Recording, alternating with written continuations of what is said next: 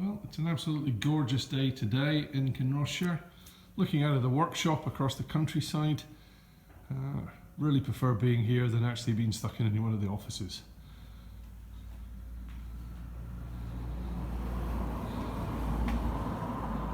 It's a perfect day to build some furniture.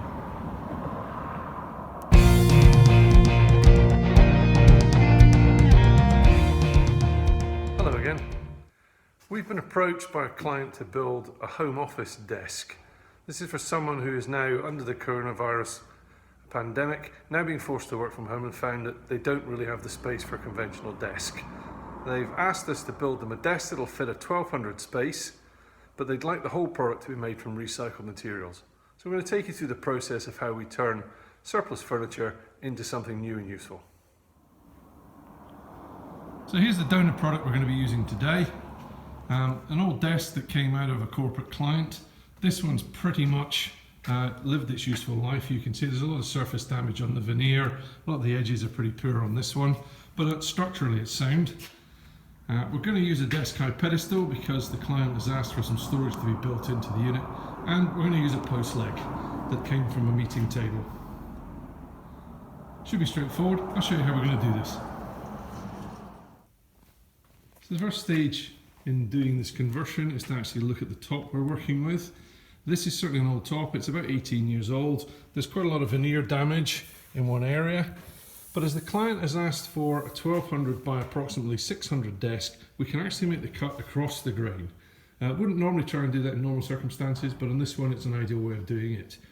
The fact that the desk is clearly slightly older than we would normally look at, actually the client has come back to us and said that they want something with a more rustic feel and they would prefer not to have something that's a melamine with plastic edging.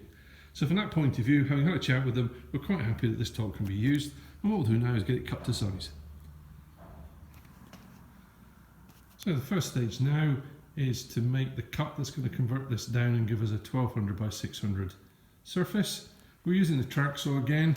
We've measured it, lined it up to the straight edge. Nice thing with this is it's a 1200 track, so there's no joins, straight through single cut.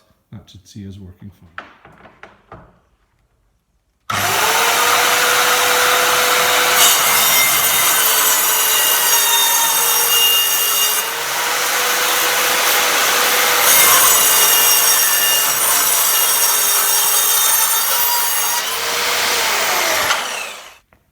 So that's the cutting process finished. What it leaves us with is a really nice machine cut, and now we have got one top which is 1200 by 600, the remaining one which is about 1 meter by 800. If we cut that and re-edged it, we can also make a new top, or what we might do with that one is just simply cut it so that we can get rid of this damaged veneer and make a smaller coffee table size. But whichever way, that piece will actually go straight back into reuse stock for future table building. Once we've actually got the table cut, next thing we do is reapply an edging. We tend to keep all edging that comes off all desks, and we have a large stockpile of it, both in veneers and melamine faced chipboard and the PVC edging. In this case, we can actually use a wooden edge. It's simply glued on, held in place for 3 or 4 hours, and then given a sand and just a quick clean up. So the next stage of the build, we're going to convert the pedestal from its existing desk high to become an under desk pedestal. We've taken the top 2 drawers out so we can see what's going on inside. We've got 4 locator screws, 2 at the front and 2 further back. Taking those out will release the top.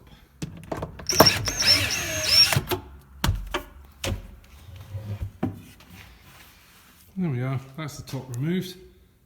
Again, this top looks perfectly good and ideal for small coffee tables. So again, that tabletop will actually go back into reuse stock and get used. What we're left with now is something that's slightly below desk height, and when we put the top on, that'll give us a desk height pedestal.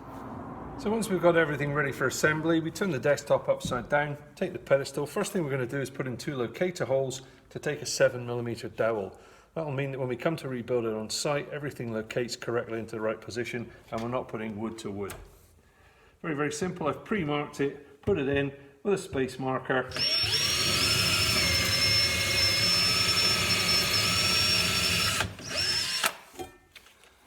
Once that's done,